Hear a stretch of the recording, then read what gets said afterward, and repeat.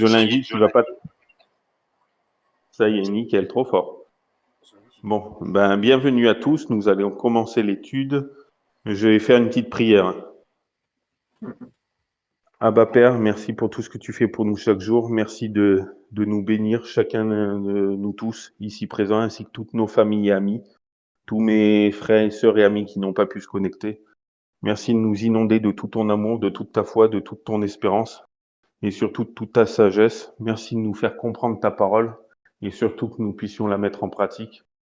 Comme tu le dis dans ta parole pour chacun de nous tous, dans Psaume 139, versets 23-24, « Sonde-moi, ô Dieu, et connais mon cœur, éprouve-moi et connais mes pensées, regarde si je suis sur une mauvaise voie et conduis-moi sur la voie de l'éternité. » Je te demande cela pour chacun de mes frères et sœurs ici présents.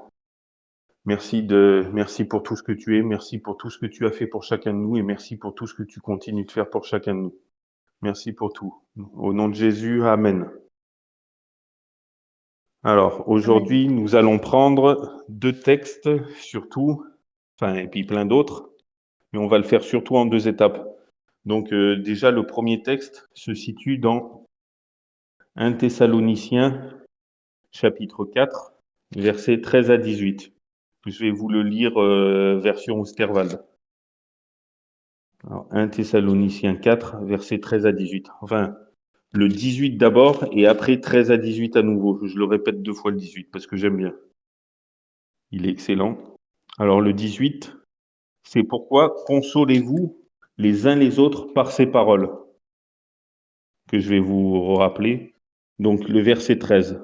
Or mes frères, je ne veux pas que vous soyez dans l'ignorance au sujet des morts, de ceux qui dorment, afin que vous ne vous affligiez pas comme les autres hommes qui n'ont point d'espérance. Car si nous croyons que Jésus est mort et qu'il est ressuscité, croyons aussi que Dieu ramènera par Jésus pour être avec lui ceux qui sont morts. Car nous vous déclarons ceci par la parole du Seigneur, que nous les vivants qui serons restés pour l'avènement du Seigneur, nous ne précéderons point ceux qui sont morts. Car le Seigneur lui-même descendra du ciel à un signal donné, avec une voix d'archange et au son d'une trompette de Dieu, et les morts qui sont en Christ ressusciteront premièrement. Ensuite, nous, les vivants qui serons restés, nous serons enlevés avec eux sur des nuées à la rencontre du Seigneur dans les airs. Et ainsi nous serons toujours avec le Seigneur. C'est pourquoi consolez-vous les uns les autres par ces paroles. Amen. Donc déjà, il y a 2 grands thèmes dans ce passage. N'hésitez pas à m'interrompre si vous avez des questions. Mais il y a 2 grands thèmes. L'avènement de notre Seigneur Jésus et la résurrection des morts. Et vous voyez, le premier verset, il a dit ceux qui sont morts, ceux qui sont endormis. Donc la mort est un sommeil. Bon, après, on va voir d'autres textes. Mais d'ailleurs, le mot cimetière, c'est un mot grec qui signifie dortoir. Et puis sur les tombes aux États-Unis, RIP, Rest in Peace, repose en paix. Et en France, c'est repose en paix aussi. Donc repose en paix. Donc la Bible est claire, les morts dorment, ils n'ont aucune conscience. On va le voir avec d'autres textes, je vous rassure. Vous voulez qu'on parle plus de l'avènement du Seigneur Jésus ou de la résurrection des morts, de l'état des morts? De toute façon, on fera en 2 parties. Mais vous préférez quoi en premier, les amis? L'état des morts, peut-être d'abord, vu qu'on est Ouais. dedans. Ouais, donc merci. Ouais. Donc on va prendre un autre texte. Après, de toute façon, on va éplucher, on va voir d'autres textes, ne vous inquiétez pas. Donc l'autre texte, c'est 1 Corinthiens 15, versets 51 à 58. Donc je vais vous lire bien sûr encore Osterwald. 51 à 58. Voici, je vous dis un mystère, nous ne mourrons pas tous, mais nous serons tous changés. En un moment, en un clin d'œil, à la dernière trompette, car la trompette sonnera et les morts ressusciteront incorruptibles. Et nous serons changés. Car il faut que ce corps corruptible soit revêtu de l'incorruptibilité et que ce corps mortel soit revêtu de l'immortalité. Or, quand ce corps corruptible aura été revêtu de l'incorruptibilité et que ce corps mortel aura été revêtu de l'immortalité, alors cette parole de l'Écriture sera accomplie. La mort est engloutie en victoire. Ô mort, où est ton aiguillon? Ô enfer, où est ta victoire? Or, l'aiguillon de la mort, c'est le péché, et la puissance du péché, c'est la loi. Mais grâce soit rendue à Dieu, qui nous a donné la victoire par notre Seigneur Jésus-Christ. C'est pourquoi, mes frères bien-aimés, soyez fermes, inébranlables, abondant toujours dans l'œuvre du Seigneur, sachant que votre travail n'est pas vain dans le Seigneur. Amen. Bon, c'est pas des textes les plus faciles que nous avons pris, notamment le verset 56 quand il dit « Or, l'aiguillon de la mort, c'est le péché, et la puissance du péché, c'est la loi ». En fait, c'est pas la loi qui donne la puissance du péché, mais le péché, c'est la transgression de la loi. Donc, s'il n'y avait pas de loi, il n'y aurait pas de transgression, forcément. Enfin, je sais pas si je me suis fait clair, si je me suis fait comprendre, je veux dire. Donc, celui qui ne connaît pas la loi, par exemple, s'il pêche, il sait pas qu'il pêche. Mais dès l'instant qu'il connaît la loi, ben là, il sait qu'il est pécheur. C'est pour ça que Paul, bon, j'ouvre et je ferme une parenthèse rapidement. C'est pour ça que Paul, dans Romains 7, il dit, il a connu la loi que quand le commandement disait tu ne convoiteras pas ou tu ne commettras pas d'adultère, etc., etc., il a connu la loi que, en commettant le péché, par la suite, il a connu la loi. Mais avant de connaître la loi, il savait pas qu'il était pécheur. N'hésitez pas à poser des questions, hein, si vous en avez. Donc, pour en revenir, donc sur l'état des morts, donc on va prendre plusieurs textes, mais déjà, je vais vous prendre une toute petite étude qui dit, alors, la nature de l'homme. La Bible n'enseigne nulle part que l'homme a l'immortalité en lui-même. Elle enseigne que l'homme est mortel. Dieu fit l'homme afin qu'il vive, mais cela n'a jamais été son intention que l'homme vive s'il choisissait de pécher. Dieu dit à l'homme, mais tu ne mangeras pas de l'arbre de la connaissance du bien et du mal, car le jour où tu en mangeras, tu mourras. Dans Genèse 2, 17. Lorsque l'homme pécha, il commença à mourir.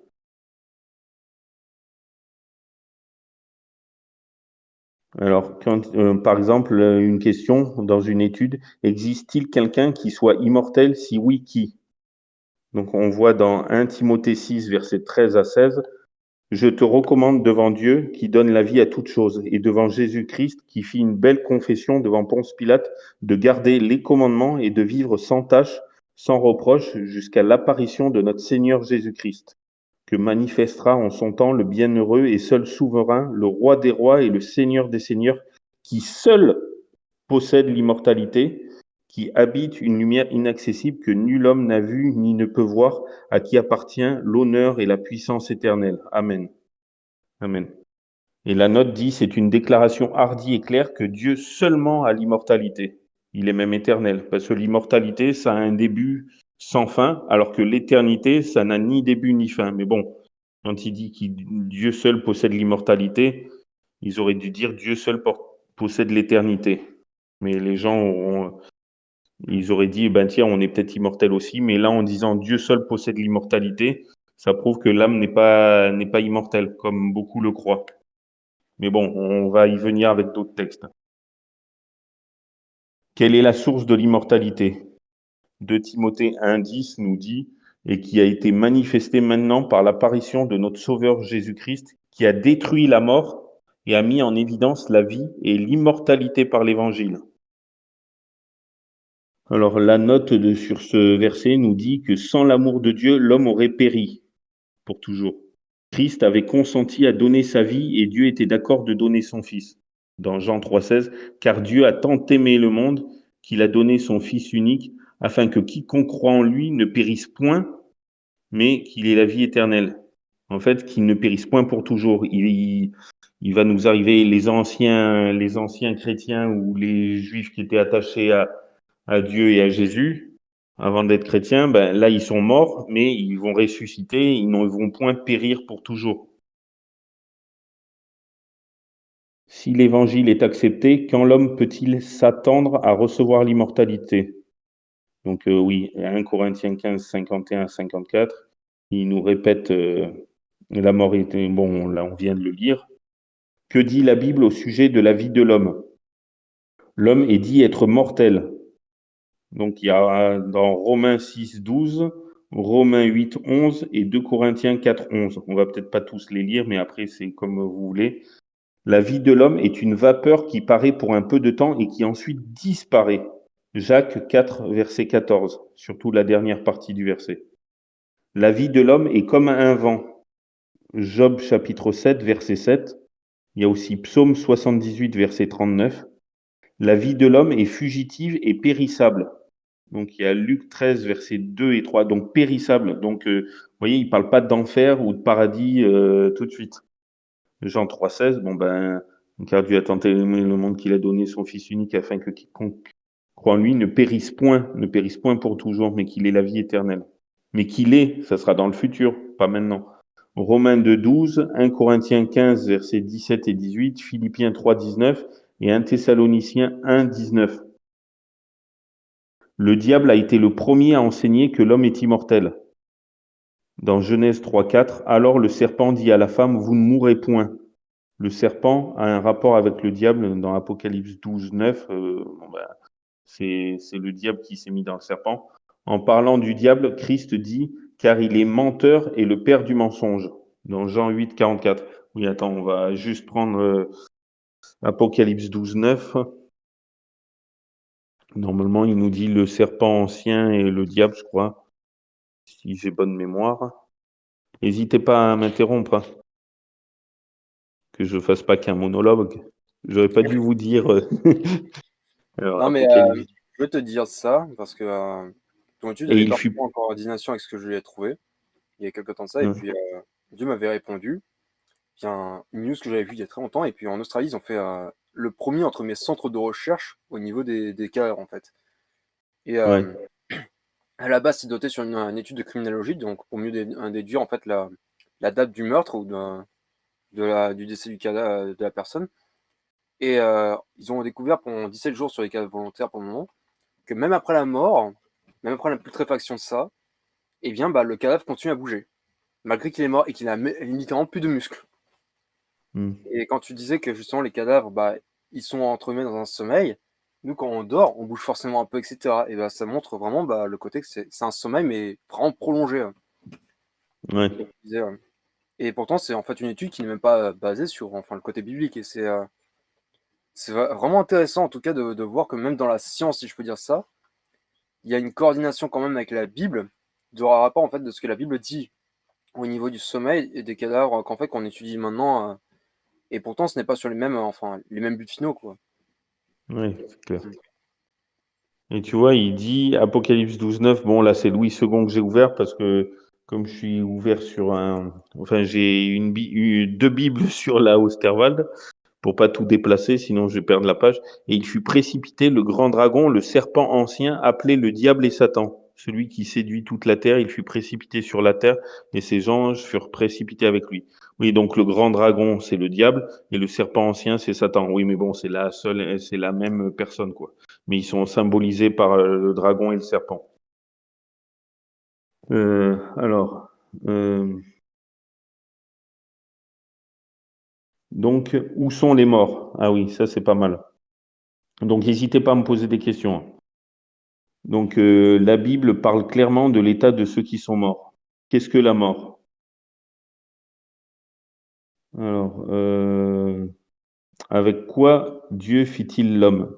Donc, Genèse 2, verset 7 nous dit la première partie, l'Éternel Dieu forma l'homme de la poussière de la terre. Lorsque Dieu, et là c'est une deuxième question, lorsque Dieu souffla dans ses narines le souffle de vie, que devint l'homme? Dans Genèse 2, verset 7, mais à la dernière partie, et l'homme devint un être vivant.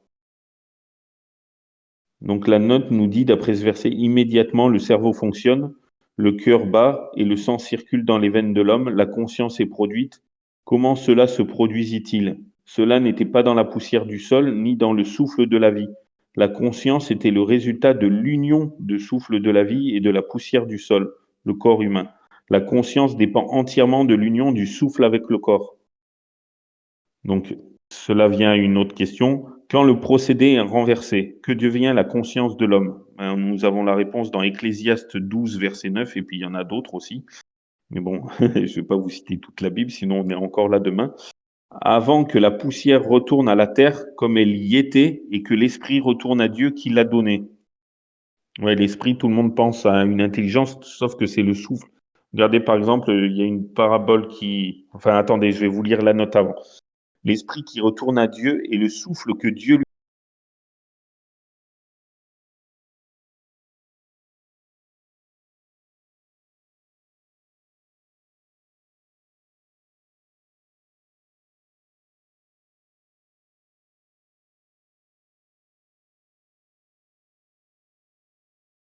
La bug.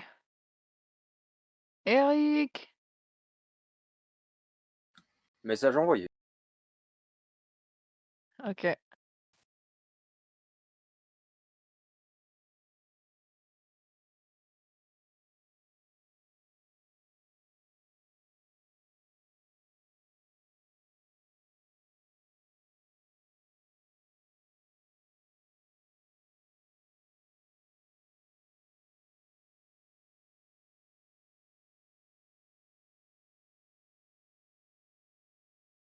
Vous entendez? Ça marche? Je Oui, me suis déconnecté, reconnecté. Et à partir de où vous m'avez plus entendu? au tout début. D'accord. Le tout début, c'est-à-dire, est-ce que vous avez entendu quand le procédé est renversé, que devient la conscience de l'homme? Oui, justement, c'est ça que tu avais parlé. Là, tu commençais justement l'explicatif. Ah. Bon, avant que la poussière retourne à la terre comme elle y était et que l'esprit retourne à Dieu qui l'a donné. Ecclésiaste 12, 9. Donc la note dit, d'après ce verset, l'esprit qui retourne à Dieu est le souffle que Dieu lui a donné. Le souffle de l'homme, qui est le principe de la vie, se retire et le corps se dissout dans la poussière. Le cœur ne bat plus, le cerveau ne fonctionne plus, le sang ne circule plus. Qu'est devenue la conscience de l'homme? Elle est partie. David dit dans le psaume 104, versets 29 et 30, tu envoies ton souffle, ils sont créés. Tu leur retires le souffle, ils expirent et retournent dans leur poussière. Donc, et puis imaginez une ampoule. Si on appuie sur l'interrupteur, ben, c'est clair, le courant va en elle et elle s'allume. Et si on éteint, et ben bon ben elle s'éteint. Ben c'est un peu pareil pour le corps humain, quoi. Dieu il nous envoie le souffle, un souffle de vie, il nous envoie la vie et après ben quand on mord, il retire la vie et bon ben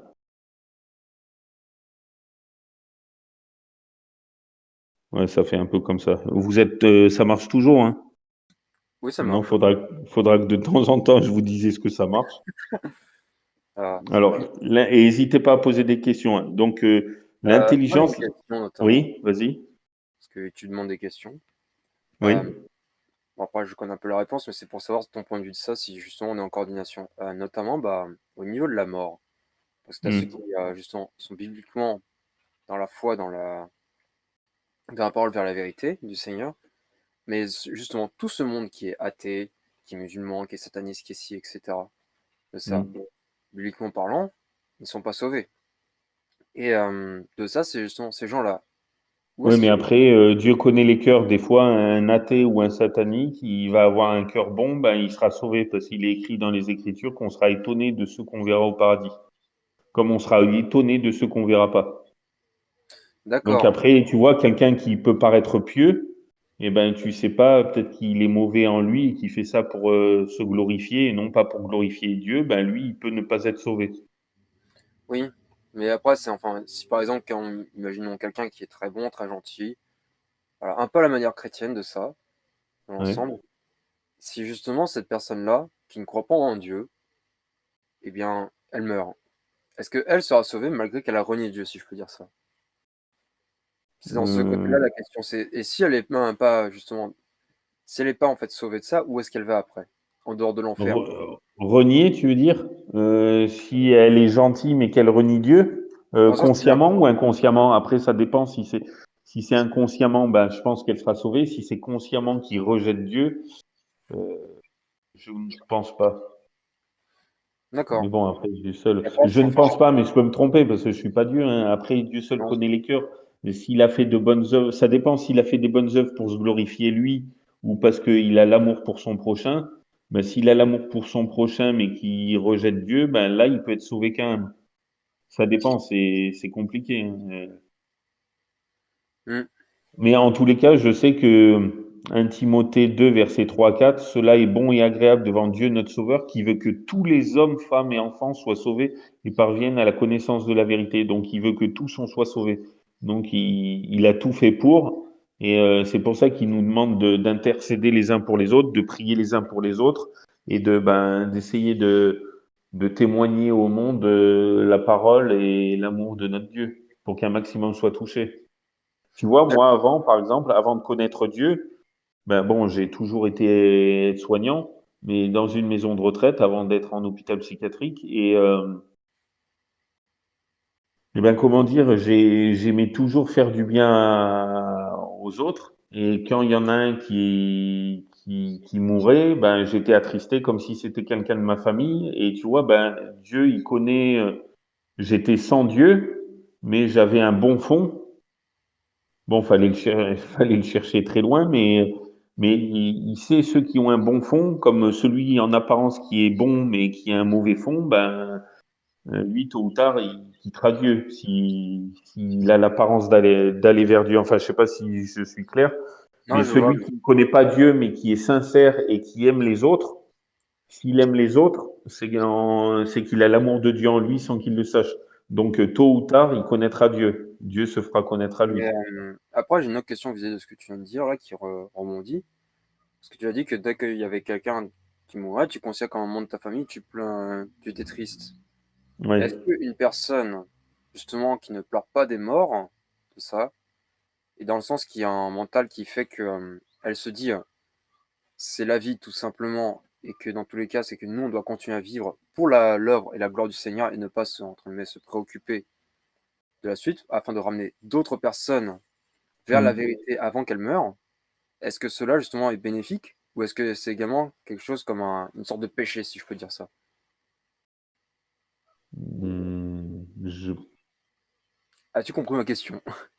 Oui, oui. Je pense pas que ce soit un péché. Parce qu'en tout cas, moi, de ça, c'est que j'ai développé un mental à côté de ça qui permet justement, enfin, Oui, ben on se fait une carapace parce qu'on peut pas être trop sensible, sinon ouais, c'est ça, on mais pourrait pas tenir. c'est ça de ce côté-là. Après, je pense, tu vois, maintenant, après, où tu t'es fait un carapace, il y a deux choses, il y a deux possibilités. Où on s'est fait une carapace, et Oui, donc ça nous touche, j'allais dire ça nous touche plus. Non, ça nous touche toujours, mais je veux dire, on le montre pas, ou ça nous d'accord. touchera peut-être intérieurement. Mais et où on s'est fait une carapace, ou sinon, ou avec. Par exemple, si tu sais comme moi maintenant, ben, je sais que la mort c'est qu'un sommeil, et ben je suis moins touché par ceux qui meurent maintenant. Parce que je sais que ils vont pas au paradis ou en enfer tout de suite, mais qu'ils dorment et qui n'ont plus de conscience. C'est comme si un film, tu le mets sur pause, Oui, et ben, il reprend que quand tu reappuies sur lecture, ben, oui, leur vie reprendra quand Jésus reviendra.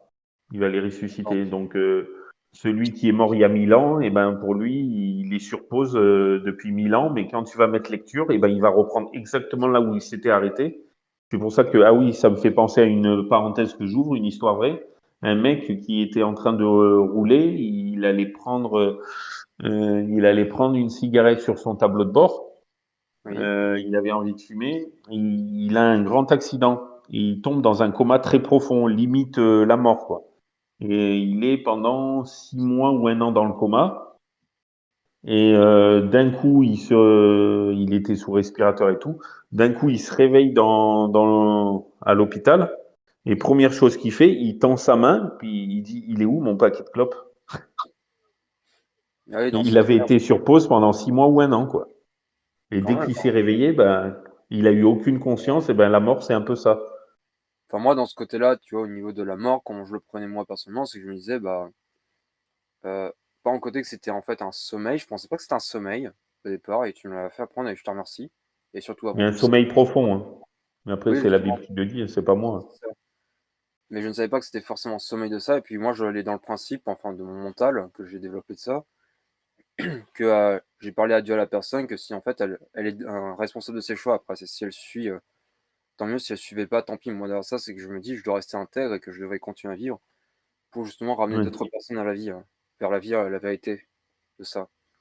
Et ouais, j'avais dans ce principe-là que c'était en fait en fonction du choix de chacun et que même si c'était entre guillemets un proche ou pas, parce que j'ai eu quelques proches qui sont normalement décédés, ça ne devait pas m'affecter dans ma vie spirituelle ni même dans ma vie tout court, parce que je sais qu'en tout cas, notamment les tristesses des fois, les grosses souffrances de ça, quand on prend trop d'importance dans les émotions de ça, eh bien cela est destructeur et puis ça empêche entre guillemets d'être efficace, si je peux dire ça. Parce que ouais. en fait, on est focus sur ce défaut-là, enfin cette chose-là, du sens, oh, je vais plus jamais la revoir, etc. Mm. Mais d'un côté, il faut avoir la conscience de ce que la personne a fait derrière. Pour moi, en tout cas, c'est ce que j'avais comme ça, c'est la conscience de ce que la personne avait fait derrière. Je me dis, bah, si elle a fait le choix d'y aller, je n'ai pas de crainte à avoir. Si elle n'avait Ouais. pas fait le choix et qu'elle a décidé justement de renier le Seigneur pour aller en enfer, bah, je me dis à la fin, bah, c'est son choix, quoi. Je me disais, j'ai fait mon mieux pour l'aider, et puis à la fin, je peux pas le Sauf décider. que je vais vous choquer, mais il n'y a pas d'enfer comme on le pense. D'accord, Ouais, on va y venir si on a le temps, ou sinon je ferai une troisième étude, mais la Bible, elle est claire là-dessus, et tu vois, c'est encore l'homme qui... Mais ça, je l'ai découvert il n'y a pas bien longtemps, c'est d'où l'importance qu'on soit des Béréens, qu'on vérifie tout, mais vous allez halluciner que tout ce que le monde religieux, il enseigne, qui est anti-biblique, qui est contre la Bible, et tout ce qui est contre la Bible, ben, ça vient de qui? Du menteur, du diable, donc c'est satanique. Tout ce qui est anti-biblique est satanique. d'accord, je vois. Bon, tout ce qui est pas dans la Bible n'est pas forcément contre, mais ce qui est contre, par exemple, ben, quand on dit l'âme est immortelle, ben, c'est contre la Bible. L'âme est mortelle. L'âme qui pêche, c'est elle qui mourra. Donc c'est clair. Mais bon, on va y venir. Et l'enfer, Fin ben, d'émotion, ça peut être. imaginez un Dieu d'amour. Souvent, moi, ça me rebutait au début. Heureusement que j'ai fait assez vite une étude sur la mort parce que je disais, mais tout le monde disait Dieu d'amour, Dieu d'amour. Puis je dis, comment quelqu'un, mettons, qui vit jusqu'à 80 ans ou 100 ans et qui meurt, bon, qui a fait le mal, mais bon, même quelqu'un de mauvais, un homme, hein, je parle pas d'un démon. Le démon, il est 100% mauvais et tout le temps depuis qu'il est devenu démon jusqu'à sa mort.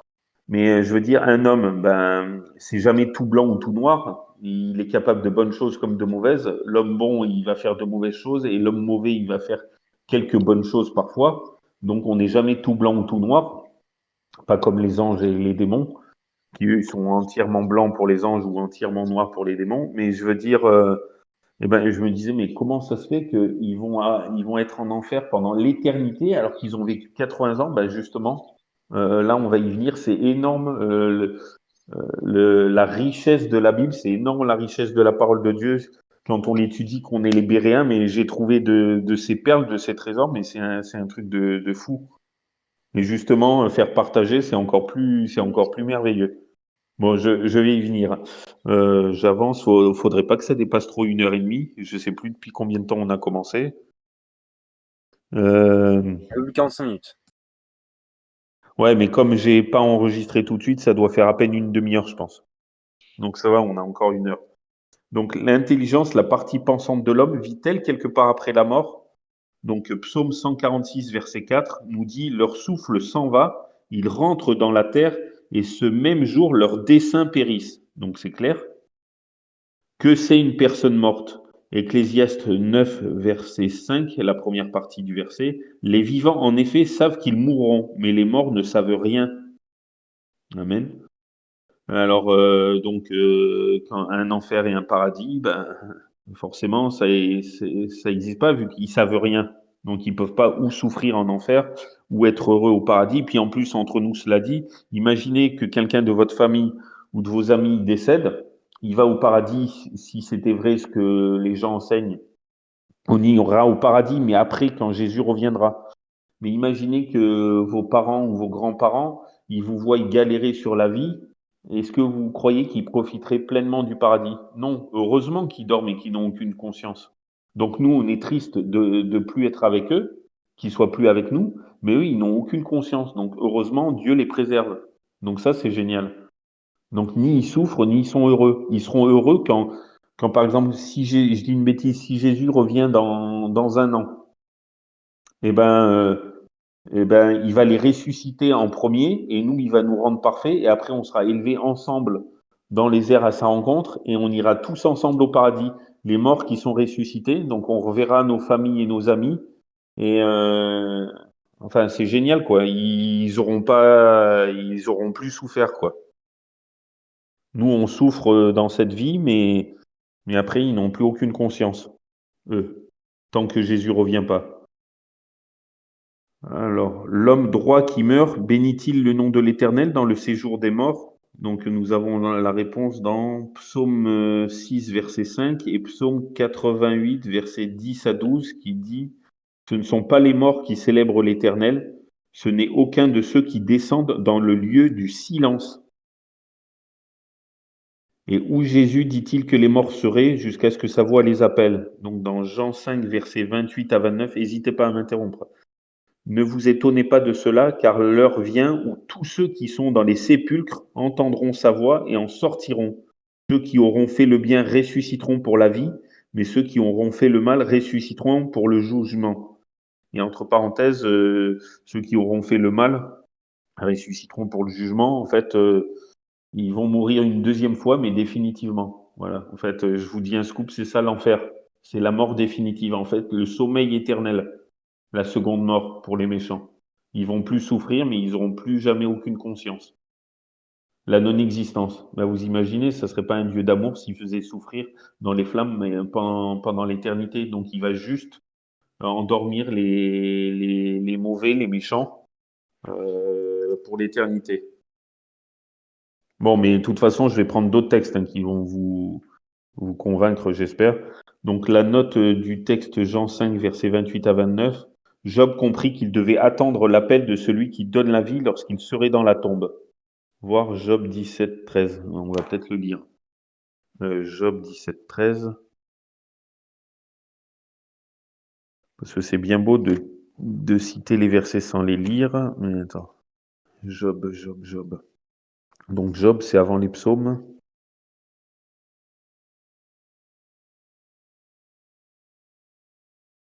Job 17, 13. C'est le séjour des morts que j'attends pour demeure, c'est dans les ténèbres que je dresserai ma couche.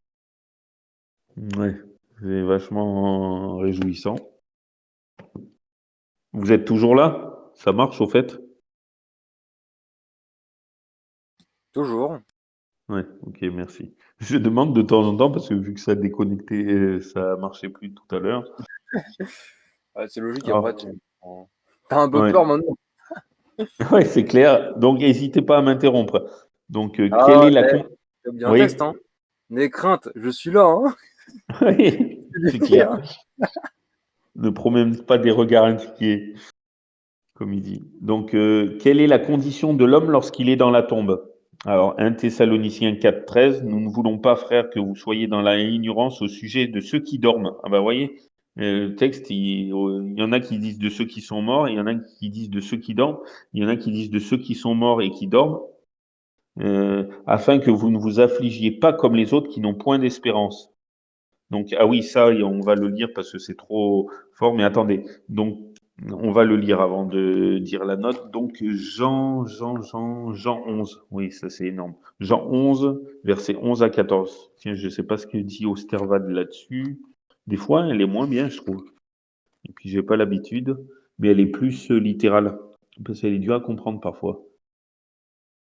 Alors, Jean 11, 11 à 14. Il parla ainsi, et après, il leur dit, Lazare, notre ami, dort, mais je vais l'éveiller, ou le réveiller. Ses disciples lui dirent, Seigneur, s'il dort, il sera guéri. Or, Jésus avait parlé de la mort de Lazare, mais ils crurent qu'il parlait du repos du sommeil. Alors, Jésus leur dit ouvertement, Lazare est mort. Bon, ben, là, on ne peut plus clair. Donc Jean 11, versets 11 à 14, concernant la mort de Lazare, Jésus emploie les termes endormi et mort interchangeablement. Pendant sa mort, 4 jours, il n'est pas allé au ciel, en enfer ou au purgatoire, Lazare. Lorsque Jésus le ressuscita, il ne l'a pas fait monter de l'enfer ou fait redescendre du ciel. Il dit simplement Lazare sort. Donc dans Jean 11, 43, dernière partie. Alors Jean 11, 43, on va voir. Alors, bon, non, je vais lire un peu avant parce que c'est important qu'on sache. Attends. Ouais, si ça vous dérange pas si je lis tout le texte parce il est trop bien. Désolé. Alors, bon, ben, je Non, ça va. reprends. Donc, alors Jésus leur dit ouvertement, Lazare est mort. Donc, le verset 15, et je me réjouis à cause de vous, de ce que je n'étais pas là, afin que vous croyiez, mais allons vers lui. Attendez, non, je vais commencer au verset 1, désolé. Il y avait un homme malade, Lazare de Béthanie, bourg de Marie et de Marthe, sa sœur. Marie était celle qui oignit le Seigneur de parfum et qui essuya ses pieds avec ses cheveux, et Lazare, son frère, était malade. Ses sœurs donc envoyèrent dire à Jésus, Seigneur, celui que tu aimes est malade. Jésus, ayant entendu cela, dit, cette maladie n'est point à la mort. Là, il y en a certains qui disent, ah ben Jésus, il a menti. Non, mais quand il dit n'est point pour la mort, point pour la mort définitive. Mais elle est pour la gloire de Dieu. Ben justement, on va y venir. Afin que le Fils de Dieu en soit glorifié. Or, Jésus aimait Marthe et sa sœur et Lazare. Néanmoins, quand il lui apprit qu'il était malade, il demeura 2 jours dans ce lieu où il était. De plus. Puis il dit à ses disciples, retournons en Judée. Les disciples lui dirent, Maître, les Juifs cherchaient naguère à te lapider et tu retournes de nouveau chez eux. Jésus répondit, n'y a-t-il pas 12 heures au jour? Si quelqu'un marche pendant le jour, il ne bronche point parce qu'il voit la lumière de ce monde. Mais s'il marche pendant la nuit, il bronche parce qu'il n'a point de lumière. Il parla ainsi. Bon, là, des fois, je vous avoue, c'est un peu compliqué. Il parla ainsi et après il leur dit, Lazare, notre ami, dort, mais je vais l'éveiller, le réveiller. Ses disciples lui dirent, Seigneur, s'il dort, il sera guéri. Or, Jésus avait parlé de la mort de Lazare, mais ils crurent qu'il parlait du repos du sommeil. Alors Jésus leur dit ouvertement, Lazare est mort, et je me réjouis à cause de vous, de ce que je n'étais pas là, afin que vous croyiez. Mais allons vers lui, justement, afin que vous croyiez, parce qu'ils savaient la suite. Eux, ils ne le savaient pas encore. Thomas, appelé Didyme, le jumeau, en fait, Didyme parce qu'il est partagé. Il n'est pas entier. Il n'a pas un cœur entier pour Pierre, comme Pierre, par exemple. Ça, c'est moi qui ouvre une parenthèse et qui la ferme. Comme Pierre, par exemple, il était capable de bonnes œuvres. Par exemple, quand il dit Tu es le Christ, le Fils du Dieu vivant. Et quand Jésus lui dit Cela ne t'a pas été révélé par la chair et le sang, mais par mon Père qui est au ciel. Parce que quand il demande à ses disciples Qui dites-vous que je suis? Qui dit-on que je suis? Puis il y en a qui disent, ben, Élie qui est ressuscité, ou un prophète qui est revenu, et vous, qui dites-vous que je suis? Et là, l'apôtre Pierre dit, tu es le Christ, le Fils du Dieu vivant. Et puis il dit, cela t'a été révélé par mon Père qui est dans le ciel. Et alors qu'il est capable de le renier aussi, il est capable aussi quand il dit, quand il marche sur les eaux en pleine tempête, il dit, si c'est vraiment toi, Seigneur, ordonne que je vienne à ta rencontre. Et il commence à marcher sur l'eau lui aussi, mais après, il regarde en arrière et il doute et il commence à s'enfoncer. Donc, vous voyez, Pierre, l'apôtre Pierre, c'était un homme capable de grandes choses comme de choses mauvaises. Il était entier. Alors que Thomas Didyme, le jumeau, ça veut dire qu'il est partagé. Il est pas entier, quoi. Et Dieu nous demande d'être entier, ou entièrement bon, ou entièrement mauvais, mais entièrement mauvais, comme Pierre, quoi, pas, capable de bonnes et grandes choses. Alors que le partagé, ben, il va pas se décider, il va rien faire, quoi. Ça serait un peu comme le tiède, si vous voulez. Alors que Pierre, il sera tantôt bouillant, tantôt froid. Bon, je ferme une parenthèse, désolé. Donc Ah, ça Thomas, appelé marche. Didyme, le jumeau, dit aux 4 disciples, allons nous aussi afin de mourir avec lui. Afin de mourir avec lui. Jésus étant arrivé, trouva Lazare dans le sépulcre déjà depuis 4 jours. Or, Béthanie était environ à 15 stades de Jérusalem. Un stade, ça fait à peu près 200 mètres, je crois. Donc 15 fois 200, ça fait un certain nombre. Ça fait 30 fois 100, donc ça fait 3 kilomètres. 3 kilomètres de Jérusalem environ. Et plusieurs Juifs étaient venus auprès de Marthe et de Marie pour les consoler au sujet de leur frère. Quand donc Marthe eut appris que Jésus venait, elle alla au-devant de lui, mais Marie demeurait assise à la maison. Et Marthe dit à Jésus, Seigneur, si tu étais ici, mon frère ne serait pas mort. Mais je sais que, maintenant même, tout ce que tu demanderas à Dieu, Dieu te l'accordera. Jésus lui dit, ton frère ressuscitera. Marthe lui répondit, je sais qu'il ressuscitera à la résurrection, au dernier jour. Donc vous voyez, déjà, eux, ils le savaient à l'époque, pas comme nous. Jésus lui dit, je suis la résurrection et la vie. Celui qui croit en moi vivra quand même il serait mort. Donc ça veut dire il ressuscitera, quoi. Si on croit en lui, si on a le temps de mourir avant qu'il revienne, ben on ressuscite, il nous ressuscitera. Et quiconque vit et croit en moi ne mourra jamais. Crois-tu cela? Quand il dit ne mourra jamais, c'est-à-dire ne mourra pas pour toujours. Pas comme les méchants qui renient Dieu ouvertement, qui ne veulent pas de Dieu, ben eux, ils vont être réveillés pour le jugement, pour dire voilà pourquoi vous n'avez pas été sauvés, parce que vous avez rejeté, je vous ai sans cesse, enfin bon bref, je peux pas vous expliquer en 5 minutes, mais d'après tout ce que la Bible dit, il va nous montrer, vous voyez, là je t'ai appelé là à tel moment, qui t'a appelé sans cesse, et que le méchant il a repoussé sans cesse. Alors que c'est pas compliqué. Jean 17,3 nous dit, or la vie éternelle, c'est qu'ils te connaissent, toi le seul vrai Dieu et celui que tu as envoyé Jésus-Christ. Et les religions, elles rajoutent plein de choses. Les doctrines, tout ça, c'est important, mais c'est juste connaître Dieu et Jésus. Et on est sauvé. Mais connaître, le mot connaître dans la Bible, c'est avoir une relation intime. C'est-à-dire, c'est comme les saints d'Apocalypse 14,12, qui persévèrent en gardant les commandements de Dieu et la foi de Jésus. Les deux sont indissociables, les deux sont complémentaires, parce que la foi de Jésus, c'est une foi vivante avec des œuvres d'amour et de reconnaissance envers notre Dieu créateur et rédempteur. Il ne faut pas oublier qu'il est notre créateur aussi, parce que pour être sauvé, il faut avoir été créé avant. Et certains amis déistes, ils oublient que Dieu est notre sauveur, ils savent que Dieu est le créateur, mais ils oublient qu'il est le sauveur. Bah, il est les deux, il est créateur et sauveur. Donc, et quiconque vit et croit en moi ne mourra jamais, crois-tu cela? Oui. Enfin, ouais, là c'est moi qui réponds personnellement. Elle lui dit, oui Seigneur, je crois que tu es le Christ, le Fils de Dieu, qui devait venir dans ce monde, dans le monde. Quand elle eut dit cela, elle s'en alla et appela Marie, sa sœur, en secret, et lui dit, le Maître est ici, et il t'appelle.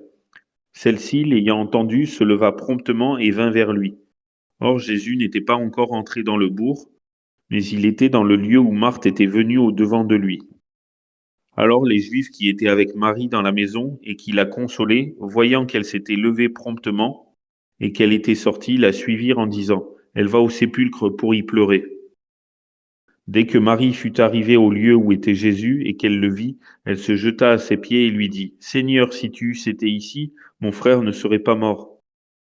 Quand Jésus vit qu'elle pleurait et que les Juifs venus avec elle pleuraient aussi, il frémit en son esprit et fut ému. Et il dit, où l'avez-vous mis? Ils lui répondirent, Seigneur, viens et vois. Et Jésus pleura. C'est le plus court de tous les versets de la Bible, le verset 35. Et Jésus pleura. Avec 1 Thessaloniciens 5, verset 17, priez sans cesse. C'est les deux versets les plus courts de toute la Bible. Celui-là, Jean 11, 35 et 1 Thessaloniciens 5, 17. Bon, je ferme la parenthèse. Et Jésus pleura. Donc, pourtant, il savait qu'il allait le ressusciter, mais comme quoi, vous voyez, on pleure, il pleure avec nous. On est joyeux, il est joyeux avec nous. Ça nous montre son intimité avec nous, avec chacun de nous tous. Même si nous ne sommes pas intimes avec lui, lui, il veut et il est intime avec nous. Sur cela, les Juifs disaient, voyez comme il l'aimait. Ouais, tu vois. Mais quelques-uns, mais pas que lui, ses sœurs aussi, vu qu'il les voit tristes, et tous les Juifs qui sont tristes. Il nous aime tous. Mais quelques-uns d'entre eux disaient, lui qui a ouvert les yeux de l'aveugle, ne pouvait-il pas faire aussi que cet homme ne mourût pas? Alors Jésus, frémissant de nouveau en lui-même, vint au sépulcre, c'était une grotte, et on avait mis une pierre dessus. Jésus dit, ôtez la pierre. Marthe, sœur du mort, lui dit, Seigneur, il sent déjà mauvais, car il est là depuis 4 jours. Jésus lui répondit, ne t'ai-je pas dit que si tu crois, tu verras la gloire de Dieu?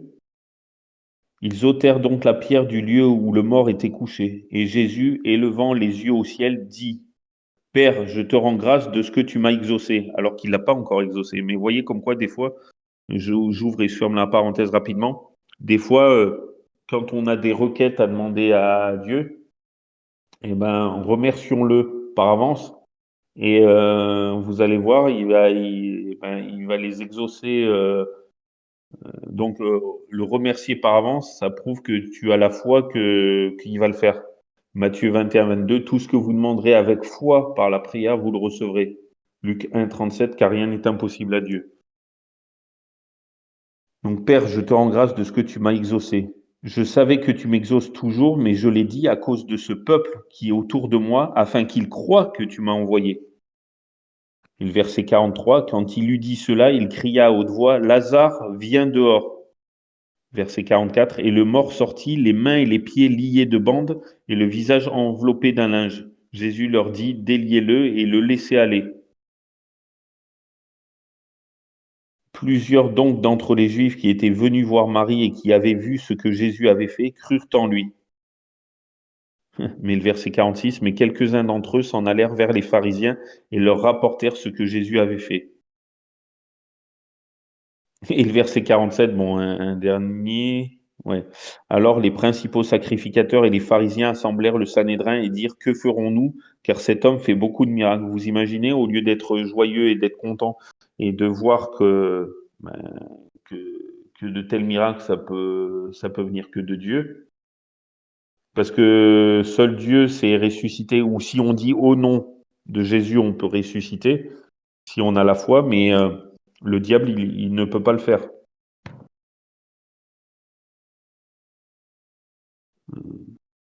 Enfin, la Bible, elle enseigne. Bon, où j'en étais, du coup. Vous êtes toujours là, au fait?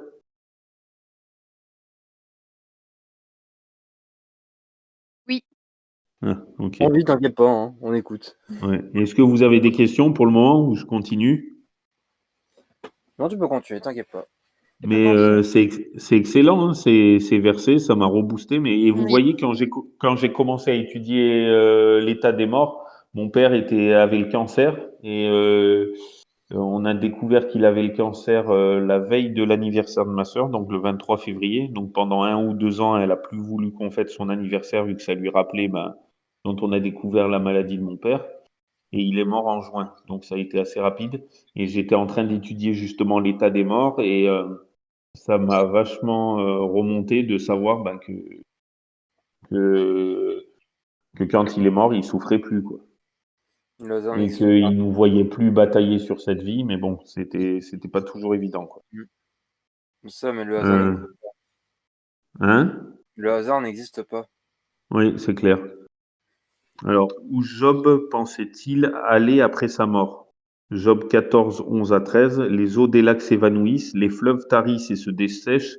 Ainsi l'homme se couche et ne se relève plus. Il ne se réveillera pas tant que les cieux subsisteront. Il ne sortira pas dans son sommeil. Oh, si tu voulais me cacher dans le séjour des morts, m'y tenir à couvert jusqu'à ce que ta colère fût passée et me fixer un terme auquel tu te souviendras de moi. Donc Job avait l'espoir de vivre à nouveau quand la résurrection aurait lieu. Alors Job 14, attends, Job 14, 14 à 15. Job 14. Donc on a dit que c'est avant les psaumes. Job 14, 14 à 15. Et voyez, ce que je suis en train de vous lire, c'est une vieille étude des années 70-80, mais je préfère les études des années 70-80. Je trouve que c'était mieux que celle de maintenant 2010 ou 2020, que c'est édulcoré, que je trouve qu'ils ont atténué le message et les études. Les questions sont moins profondes, je trouve. Alors, 14 à 15. Si l'homme meurt, revivra-t-il? Tout le temps de ma consigne, j'attendrai jusqu'à ce que vînt mon remplacement. Tu appellerais et je répondrai. Tu désirais de revoir l'ouvrage de tes mains. Ouais. Ouais, parce qu'il croyait que tous les malheurs qui lui arrivaient, ça venait de Dieu, alors que c'est le diable.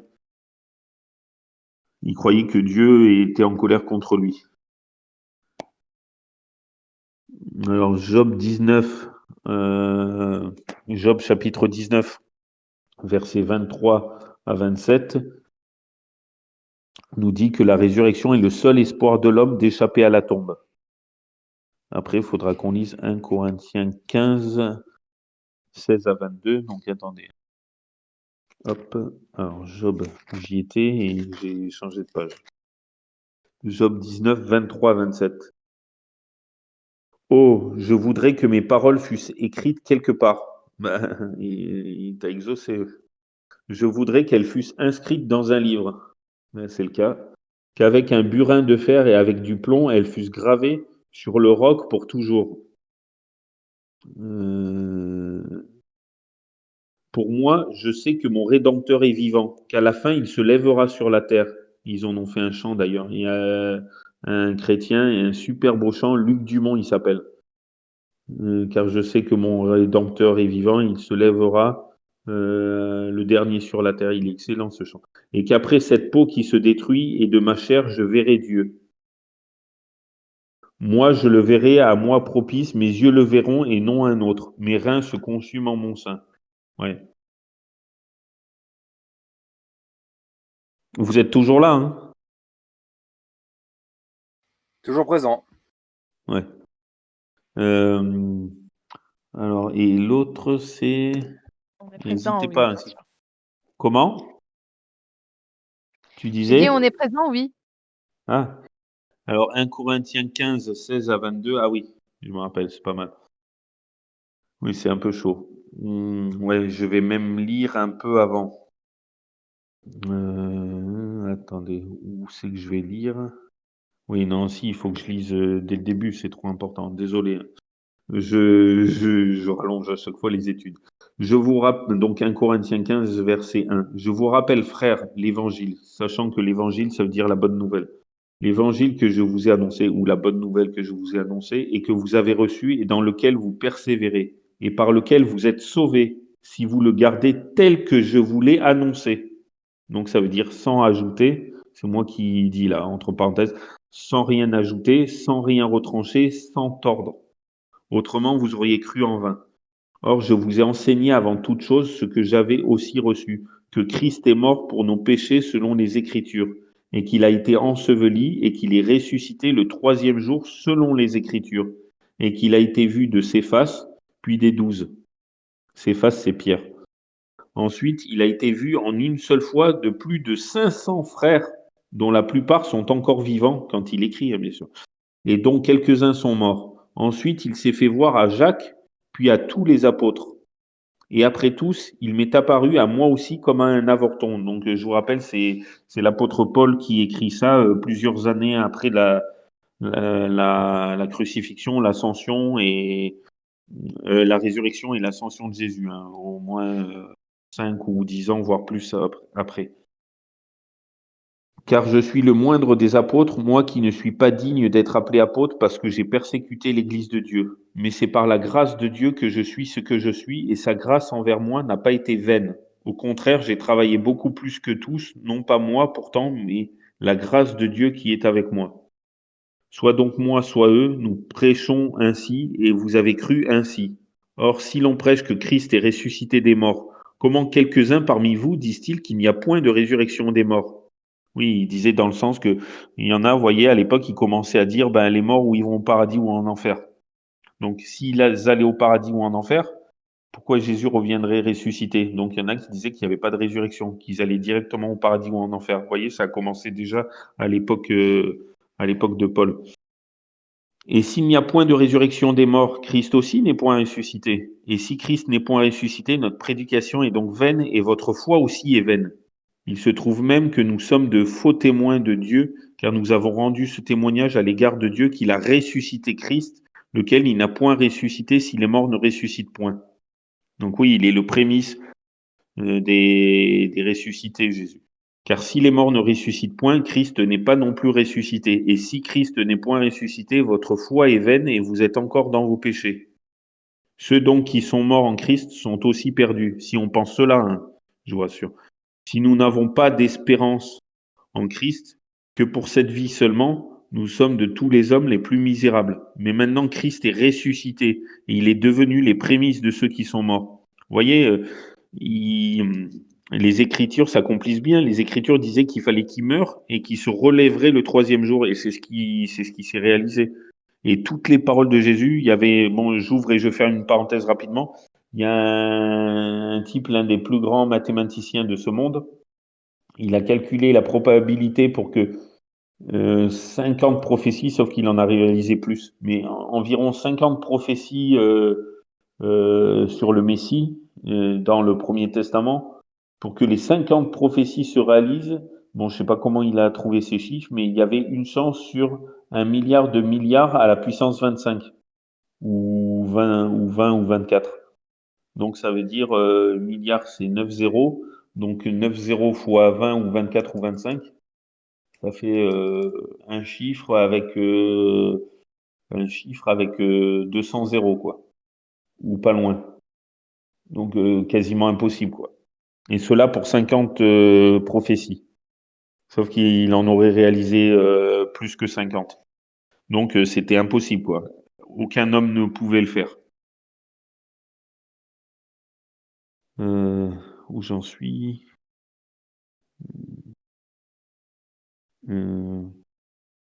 Alors, mais maintenant Christ est ressuscité, il est devenu les prémices de ceux qui sont morts. En effet, puisque la mort est venue par un homme, la résurrection des morts est venue aussi par un homme. Car comme tous meurent en Adam, de même tous revivront en Christ. Mais chacun en son propre rang. Christ est les prémices, ensuite ceux qui sont de Christ à son avènement. À son avènement, vous voyez encore. Après cela viendra la fin, quand il remettra le royaume à Dieu le Père, après avoir détruit tout empire, toute domination et toute puissance. Car il doit régner jusqu'à ce qu'il ait mis tous ses ennemis sous ses pieds. L'ennemi qui sera détruit le dernier, c'est la mort. Oui, la mort va mourir, quoi. Il n'y aura plus jamais de mort, c'est pour ça qu'on aura tous la vie éternelle. Car Dieu a mis toutes choses sous ses pieds. Alors, attendez. Oui, c'était quel texte que je devais vous lire? Bon, bah c'est bon, on a largement dépassé. Donc pour vous rappeler, dans son serment, le jour de la Pentecôte, Pierre déclare que David n'était pas monté au ciel après sa mort, mais qu'il se reposait dans sa tombe. Alors, acte 2, 39 34 et 29. Acte 2. N'hésitez pas à poser des questions, hein. Et vous êtes, je suis toujours là? Ça n'a pas déconnecté? Non, t'es toujours en vie, on t'entend. Ok.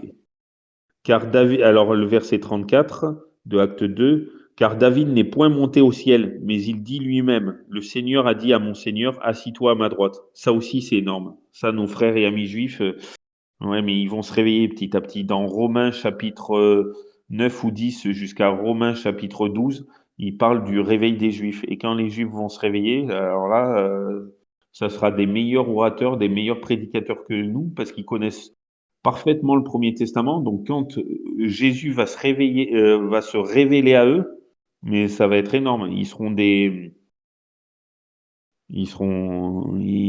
sera des super conversions. Le Seigneur a dit à mon Seigneur, vous voyez, le Seigneur a dit à mon Seigneur. Donc là, ben, c'est clairement que Jésus est Seigneur aussi quand ils disent que, bon bref, je ferme la parenthèse rapidement. Jusqu'à ce que j'ai fait de tes ennemis le marchepied de tes pieds. Alors, et le verset 29, Homme frère, il est permis de vous dire avec assurance quant au patriarche David qu'il est mort et qu'il a été enseveli et que son sépulcre est encore aujourd'hui parmi nous. Vous voyez, et lui, il n'est pas monté au ciel. Donc au ciel, il n'y a que très très peu de gens. Il y a Moïse, Élie, qui ont apparu à la transfiguration, et les les 24 vieillards qui sont décrits dans Daniel et Apocalypse. Où c'est des personnes, on les appelle 24 vieillards parce qu'ils sont ressuscités en même temps que Jésus est ressuscité. Donc il y a que très peu de personnes au ciel, avec tous les anges, sachant que les anges, c'est pas des morts qui sont ressuscités, c'est d'autres créatures qui étaient là avant Adam et Ève. Donc un ange, contrairement à la pensée mondaine, eh ben c'est pas un être qui est mort, un être qui était un homme ou une femme. Non, c'est un ange. Comme par exemple, un chien qui meurt, ça donne pas un homme ou un ange. Ben, c'est pareil, un homme ou une femme qui meurt, ça donne pas un ange. Les anges étaient avant nous. D'accord, mais moi j'ai une question, Eric. Oui. Au niveau, tu vois, tu as dit qu'il y a très peu de gens au ciel. Mais Enfin, très peu d'hommes et de femmes ressuscités, mais sinon, il y a plein d'anges. Ça, il y a des milliards et oui, des milliards. mais tu vois, au niveau des gens ressuscités, notamment de nous en tant qu'humains sur la Terre. Ouais, Euh, En fait, dans toute l'histoire de la Bible, notamment, c'est qu'il y a plusieurs, justement, si je peux dire, personnages, hein. ouais, Bon, c'est un grand mot un peu, je trouve, biaisé de ça, parce que c'est pas vraiment des personnages, mais dans le concept de ça, imaginons que c'est des personnages de ça. Et que dans chaque petite péripétie, si je peux dire, en prenant le côté, on va dire, littéraire de ça, de ce qui est écrit, eh bien, bah, ils font beaucoup d'actes et également des fois des péchés, si je peux dire ça. ouais, Notamment quand on voit le roi David de ça, quand il était face à Goliath, qu'il a tué le géant et qu'à la fin il a fini roi, alors qu'il était entre guillemets bah, la sourasse, je peux dire, de la société au départ, ouais. et bien bah quand il est mort, est-ce que lui par exemple il a été sauvé? Bah, car il était quand même, enfin, quand j'ai sauvé de ça, c'est qu'il était vraiment ressuscité, Donc, alors que qui tu Salomon, dis, encore une redis? fois, David, de ça, quand lui il est décédé, le roi David. Ben non, d'après la Bible, tu as vu, d'après ce verset qu'on a lu, il dort toujours. Il est encore D'accord, mort. Lui, il d'accord. sera comme beaucoup d'autres patriarches, comme Abraham. Pourtant, Mhm. oui, ça c'est un mystère. Abraham, Isaac et Jacob, quand il dit je suis le Dieu d'Abraham, d'Isaac et de Jacob, ben, ils dorment encore. Et quand il dit plus loin, oui, ça c'est un truc un peu compliqué à comprendre. Quand il dit je ne suis pas le Dieu des morts, mais des vivants. Ouais, en fait, quand il dit ça, tu vois, il y en a qui disent ah ben voyez, Abraham, Isaac et Jacob sont au ciel et parce qu'il dit qu'il n'est pas le Dieu des vivants. Sauf que ils ont oublié un truc. Dieu, il parle pas au temps présent, mais il parle de l'avenir. D'accord. Les prophéties sont souvent à l'avenir. Ça veut dire que Abraham, Isaac et Jacob, ils vont ressusciter le jour où Jésus reviendra. Donc vous imaginez, si on n'est pas mort quand Jésus revient, ou si on est mort, on va ressusciter en même temps qu'Abraham, Isaac, Jacob, David, Abel, qui a été tué par Caïn, Adam et Ève. Donc, quand Adam et Ève vont se réveiller et qu'ils vont voir des milliards et des milliards d'êtres humains, ils vont dire waouh, purée, on était, je sais pas combien. Et non, surtout plutôt Abel. Abel qui a été le premier mort de toute l'histoire de la Bible. Et ben, quand il va voir qu'il a des milliards de frères et sœurs, il va halluciner, je pense. Parce que la Bible dit qu'il dort depuis qu'il a été tué, il dort, quoi. Ah, c'est quand même quelque chose quand le côté d'endormi, hein. Ouais, Ouais, c'est dans le concret, c'est ces gens en fait qui dorment notamment de ça. ouais. Parce qu'il y a, comme tu l'avais dit, c'est qu'il y avait eu des gens qui sont justement montés en ciel. Si ces gens dorment, il y a pourquoi, enfin, je ne sais pas s'il y a un texte qui l'explique ça, mais pourquoi en fait ces gens-là, qui ont été directement ressuscités, qui sont auprès de Dieu dans le royaume des cieux, pourquoi est-ce que eux ils sont venus et pas en fait ces gens-là? Ouais, ben ça, Dieu seul le sait. Comme par exemple, Élie, ben, il avait demandé il avait demandé le Saint-Esprit à Dieu, qui lui a accordé. Donc lui, forcément, comme il avait le Saint-Esprit, mais pleinement, il pouvait pas. D'accord. Ben, Dieu avait promis de l'enlever. Et Élisée, qui était quand même gonflé, mais moi, des fois, je suis encore plus gonflé. Je vais vous dire pourquoi par la suite. Mais Élisée, il a demandé, ben, je veux une double portion d'Élie. Et par contre, ça, c'est le seul cas. Quand Élisée est mort, parce qu'il pouvait pas y avoir deux prophètes, enfin, il avait prévu d'autres choses pour Élisée. Quand Élisée est mort, peut-être, je sais plus où c'est, mais c'est plusieurs années après qu'Élisée soit mort, donc il restait que les os d'Élisée. Quand Mhm. un homme mort, euh, je sais plus si ouais, il était mort et on le jette dans une fosse et son corps, il touche les os d'Élisée et là, il reprend vie. Ça a dû les faire flipper à l'époque de voir ça, hein. T'imagines, tu jettes quelqu'un contre les os d'un ancien prophète et puis tu vois le mec se relever tranquille. Il dit ouf. Ben oui, parce qu'il avait une double portion d'esprit de Dieu. Sinon, comme quoi il y a que Dieu qui peut. Ouais, et Enfin, puis il y en a qui se sont enfin, dit je ah pense ben que dans le contexte de l'époque, ça devrait pas être si fréquent que ça, contrairement à maintenant où c'est la société plus dans le côté comment dire, c'est dégueulasse, c'est des macabres, il y a plein de microbes, des choses comme ça. À Ouais. l'époque, enfin, quand on voit Oui, maintenant, mais par bon, exemple, tu vois un mec mort et tu vois que dès qu'il touche les os d'un prophète, mais tout le monde savait que c'était le prophète de Dieu, et il voit que le mec se relève après, ça doit être spécial. c'est sûr, c'est spécial à voir, mais bon, je pense qu'à l'époque, ça va être moins spécial que maintenant, si je peux dire. Ouais, ouais, c'est clair. Là, maintenant, ça Enfin, pour moi, il y a serait. le côté spécial, comment dire, c'est impressionnant, et le côté spécial, c'est ultra choquant. Et je pense qu'aujourd'hui, on est plus dans l'ultra choquant que le impressionnant. Ah bah oui, c'est clair. Hmm. Bon, alors attendez. On a commencé à peu près à 16h20 et c'est quelle heure? Ouais, encore une. Vous m'accordez encore 20-30 minutes? Ok. Ouais? Ouais, merci. Alors, qu'est-ce que l'âme? Certains croient que l'âme n'est pas une matière et qu'elle n'est pas visible, mais qu'elle est mentale et qu'elle est la partie immortelle de l'homme. L'idée populaire est que l'âme peut voir, entendre, aimer et haïr. Elle peut se souvenir d'événements passés et dans quelques cas prédire des événements futurs. Sauf que c'est entièrement contrairement à la Bible, vous allez voir la suite. Elle est supposée laisser le corps à la mort et aller au ciel ou en enfer d'après le genre de vie que l'individu a vécu. Dans aucun livre de physiologie ou d'anatomie, il n'est fait mention de l'âme comme étant une certaine partie du corps. Pourtant, nous sommes tous supposés en avoir une, mais personne ne sait exactement ce que c'est. Donc, quelle est la signification que la Bible donne pour le mot âme?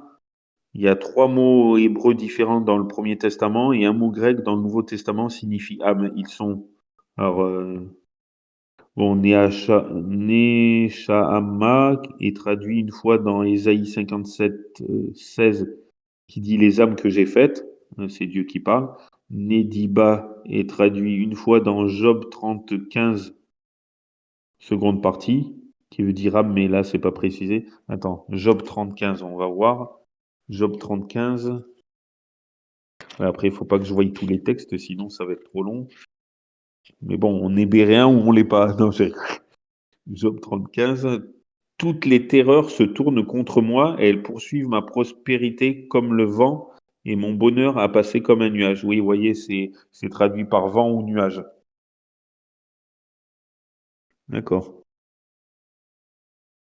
Euh, ouais, ou souffle, pas d'autres traductions. Nefesh est le seul autre mot dans le Premier Testament. Il apparaît 752 fois traduit par 44 mots différents. Psyché ou psyché est le mot grec correspondant dans le Nouveau Testament, lequel est employé 105 fois et traduit par 6 mots différents. Donc ils disent la définition que la Bible donne pour le mot âme est variée. Dans certains endroits, elle parle de l'âme en tant que vie de l'individu. Dans d'autres endroits, en tant que personne vivante. Par exemple, une âme vivante, ça veut dire une personne vivante. Et encore dans d'autres versets, l'âme réfère à un animal. Oui, parce que quand ils disent euh, tu videras l'animal de son sang car,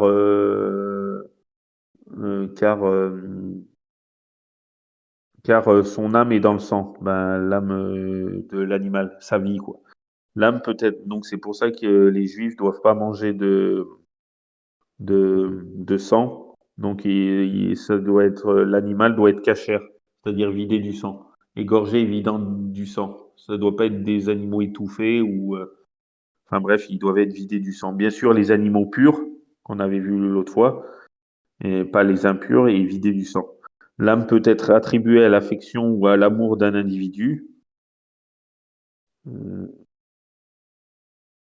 ouais, par exemple, j'aime ton âme, c'est-à-dire j'aime ton affection ou ton amour, quoi. Ou mon âme sœur, par exemple, quand on dit la mort d'une personne ou l'esprit d'un homme. Mais nulle part la Bible n'emploie ce terme pour indiquer qu'une personnalité peut vivre une existence immortelle séparée du corps. Lors de la création, Dieu donna-t-il une âme immortelle à l'homme? Genèse 2, verset 7. L'Éternel Dieu forma l'homme de la poussière de la terre, il souffla dans ses narines un souffle de vie, et l'homme devint un être vivant, ou une âme vivante suivant les versions. Quelquefois, le mot âme est attribué à une personne ou à la vie. Là, c'est une note.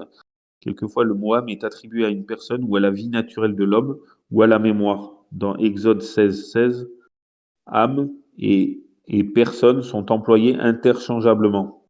Pour personne, la marge dit âme, c'était l'union du souffle de vie ou du principe de la vie avec la poussière qui produisit la première personne vivante. De quoi l'âme est-elle capable? L'âme, elle est la directrice des actions de l'homme. Psaume 119, 167. Avec Romains 7, 25. Un texte mentionne l'âme en tant qu'agent de l'obéissance et l'autre l'appelle agent de la mémoire. L'âme de l'homme prend conseil. Psaume 13, 2. Elle refuse des choses. Oui, mais là, ils prennent comme intelligence. Vous voyez, des fois, l'âme est considérée comme intelligence. Mais comme vous avez vu dans Ecclésiaste, il n'y a plus de pensée et d'intelligence pour ceux qui sont morts. Donc, il n'y a plus d'âme, quoi. Elle refuse des choses, elle peut être chagrinée. Bon, ceci est le fonctionnement de la mémoire, tous ces textes-là. De combien de parties de l'homme la Bible parle-t-elle? Longtemps. Ouais, quoi que c'est pas important. Oui, voilà. Une âme peut-elle mourir? Ah, ça c'est intéressant. Euh...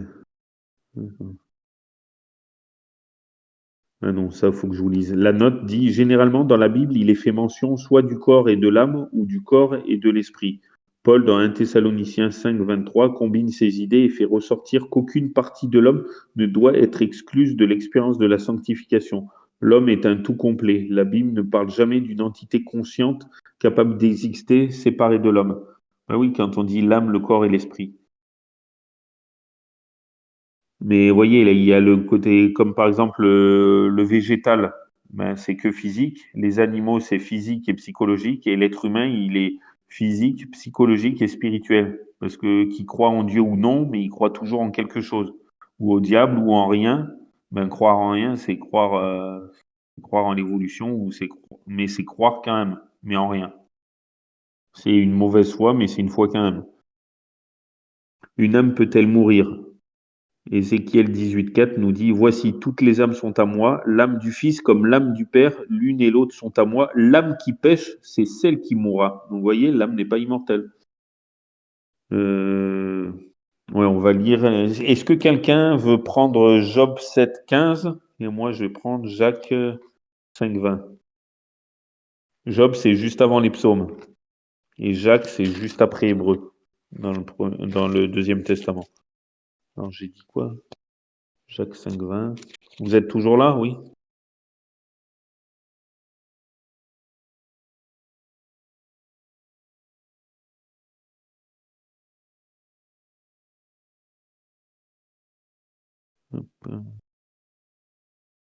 Vous êtes toujours là, au fait? Ça marche? Oui, je suis là. Ah, ok, merci. Donc Jacques 5,20 dit qu'il sache que celui qui a ramené un pécheur du sentier de l'égarement sauvera une âme de la mort et couvrira une multitude de péchés. Amen. Ah oui, il est excellent ce texte. Et est-ce que quelqu'un a à l'autre Job 7,15?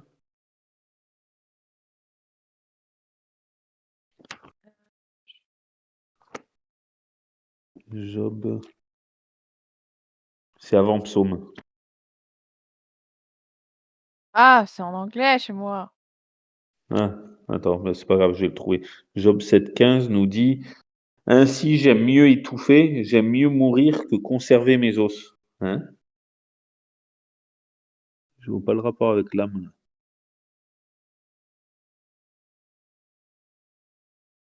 Bon. Ah non. Ouais, des fois il y a un décalage. C'est le verset 16, je me disais aussi. Je suis ennuyé de la vie, je ne vivrai pas toujours. Retire-toi de moi, car mes jours sont un souffle. Ouais, ouais, c'est clair. Alors, ah oui, et ce texte-là, dans Genèse 4, versets 8 à 10. Donc, Caïn, tu as-t-il vraiment Abel ou seulement le corps dans lequel il vivait? Alors, Genèse 4, 8 à 10. Cependant, Caïn adressa la parole à son frère Abel, mais comme ils étaient dans les champs, Caïn se jeta sur son frère Abel et le tua. L'Éternel dit à Caïn, où est ton frère Abel? Il répondit, je ne sais pas, suis-je le gardien de mon frère?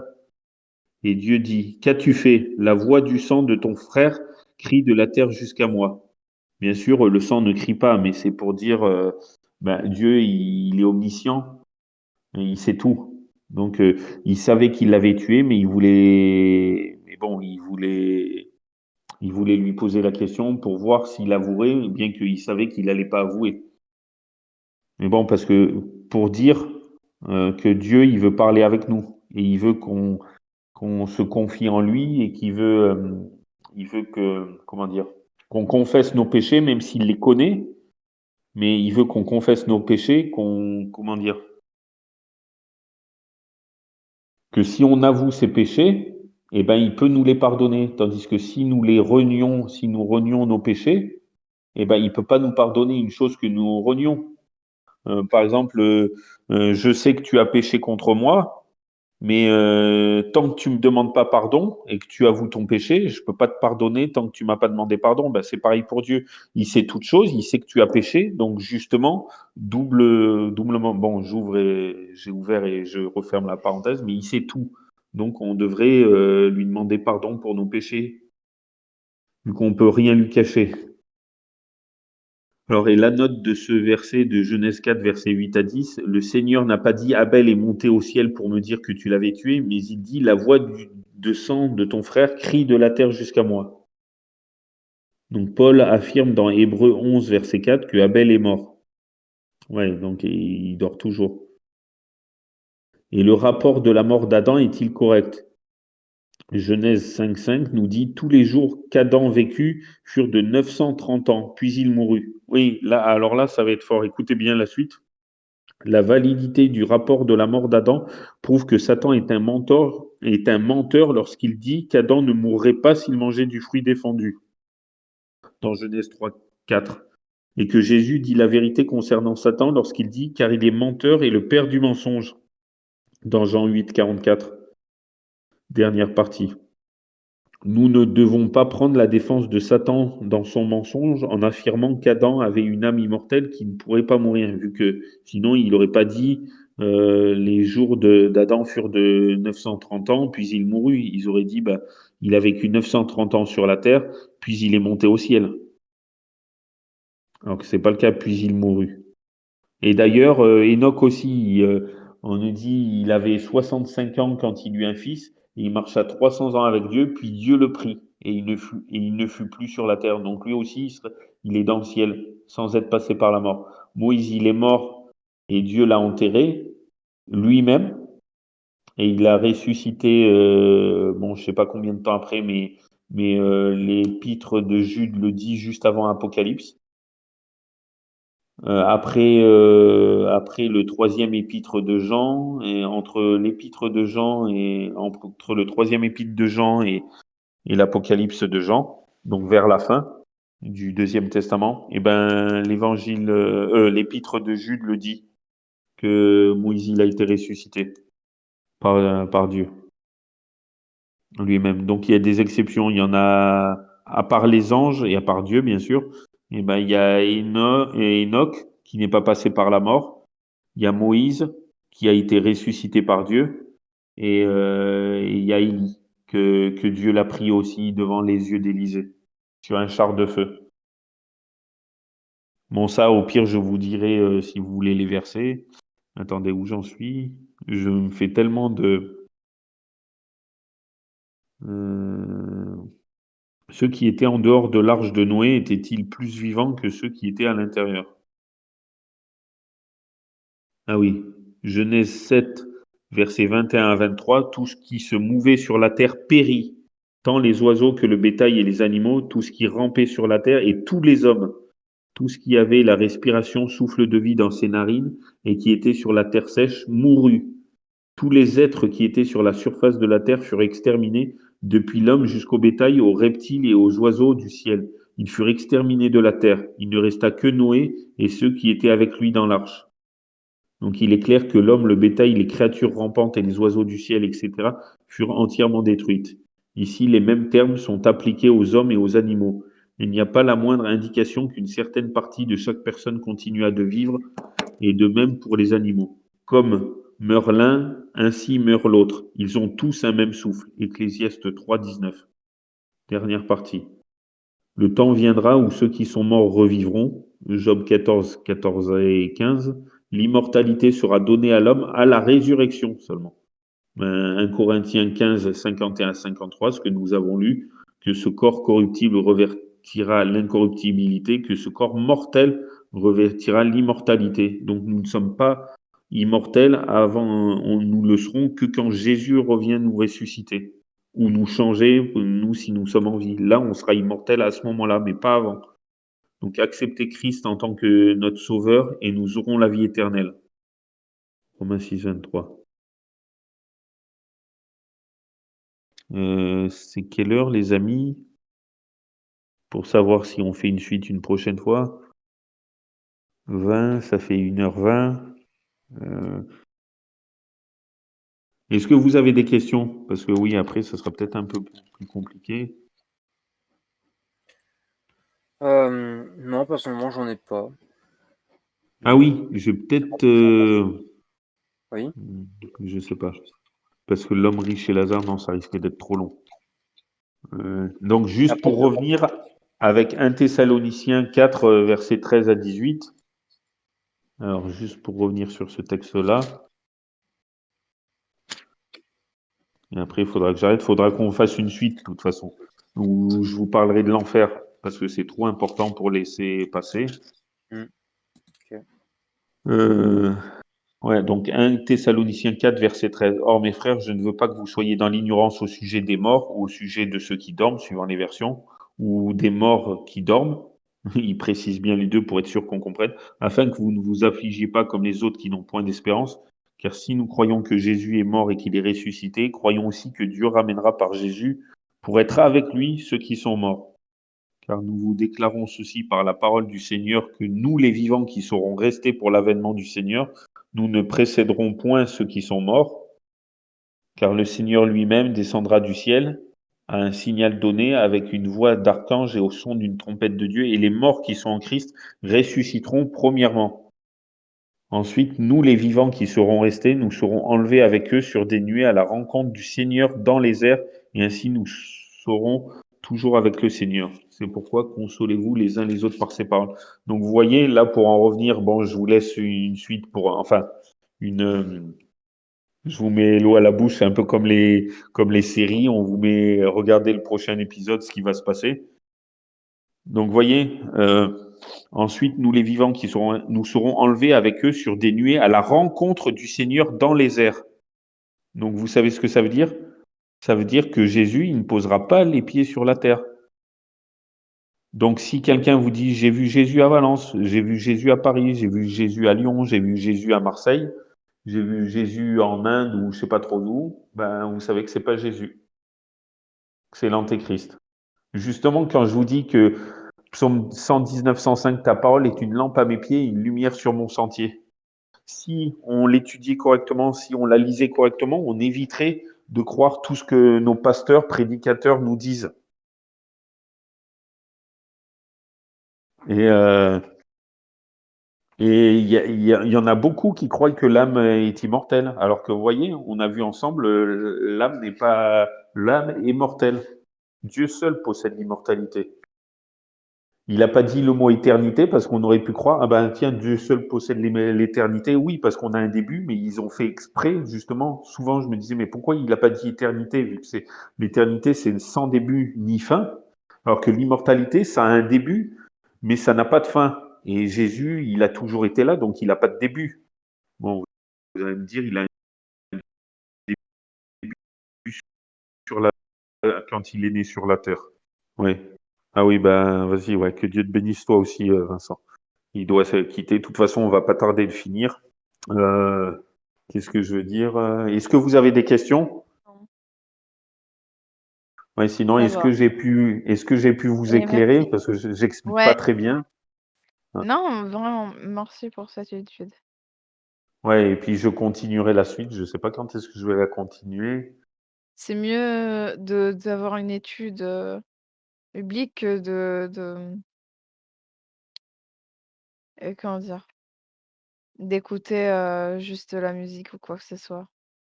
Ah bah oui.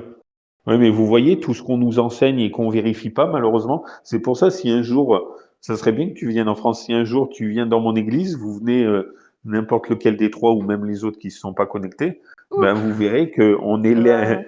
que bon, après, mes autres frères et sœurs, c'est pas contre eux, mais eux, ils connaissent la Bible depuis. Il y en a qui ont 80 ans et qui connaissent depuis l'âge de 20 ans. Donc, ça fait 60 ans qu'ils sont dedans, donc ils n'ont pas besoin de vérifier.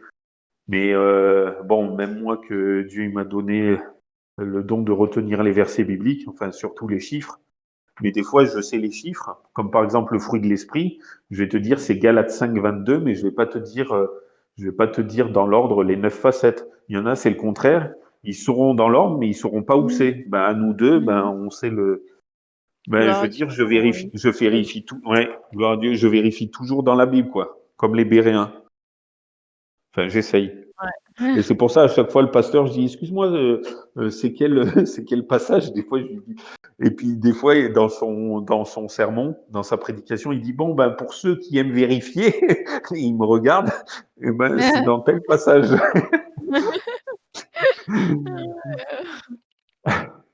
Et puis, il y a Robin et moi qui vérifions, puis il dit, ouais, c'est bon. Ah oui, vous voyez, vous. Ouais. Bon, je vais peut-être arrêter l'enregistrement, mais on peut parler encore, hein. Attends. Alors, je vais arrêter le Craig. Ouais. Ouais, ça doit faire 1h20. Ouais, ça doit faire 1h20 environ. Un peu moins d'1h30. Alors, attends. Alors, hop, hop, hop, hop.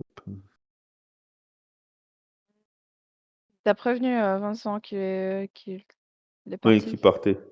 Oui. Mmh. Oh, purée, mais Novice, il a mis plein de versets. Merci, ouais. Ta parole est une lampe à mes pieds, une lumière sur mon sentier. C'est vraiment trop fort, ce verset.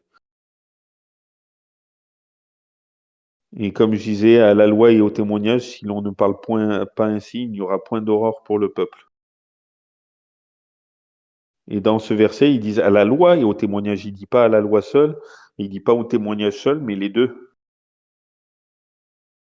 Mince, j'ai mis Greg Join alors qu'il est déjà là. C'est les livres que je veux. Et décidément, on voit que j'ai pas beaucoup dormi.